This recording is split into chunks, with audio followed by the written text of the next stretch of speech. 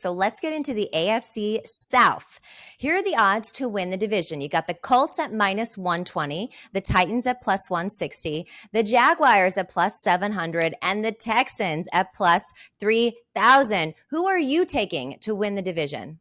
I'm going to take the chalk. Let's go with the Colts to take it. The Colts haven't won the division in a while, Katie. It's about time they did.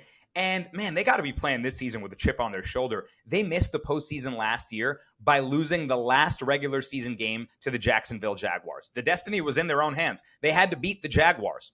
Couldn't do it to get into the postseason.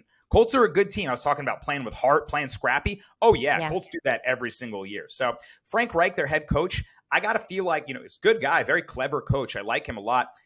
After losing in that fashion, it's got to feel like your job's on the hot seat. So I'm expecting them to come in guns blazing to start the year. They pick up Matt Ryan. Of course, the quarterback carousel continues in Indianapolis from Luck to Brissett to Rivers, so on and so forth. Carson Wentz. Yeah. Here we are at freaking Matty Ice. And I think he gives them the same stability that Phillip Rivers gave them, what they're looking for in that veteran quarterback. But I actually think he gives them more ability at this stage in his career than Rivers was able to give them. You like what I did there? So I did.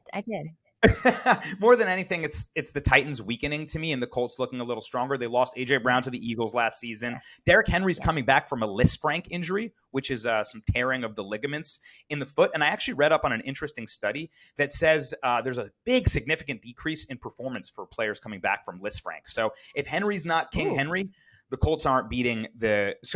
Titans are not beating the Colts for the division. So with all those things being said, I like the Colts to take the AFC South this season.